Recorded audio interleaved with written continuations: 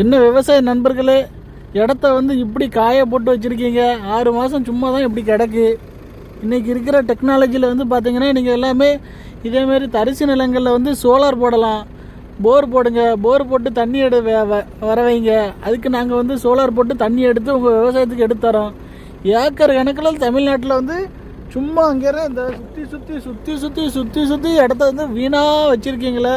இதில் ஏதாவது விவசாயம் பார்க்கலாம்ல? போர் மட்டும் கொஞ்சம் கஷ்டப்பட்டு இவ்வளோ இடம் வச்சுருக்கிறீங்க, கொஞ்சம் கஷ்டப்பட்டு போர் போட்டு கொஞ்சம் சோலார் போட்டுட்டிங்கன்னா ஒரு 6 மாதத்துக்கு நீங்கள் எதனாலும் விவசாயம் பருத்தியோ என்ன மாதிரி விவசாயமோ பண்ணிக்கிடலாம்.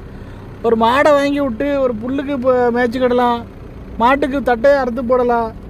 எவ்வளோ விவசாயம் போடுங்க சீக்கிரம்.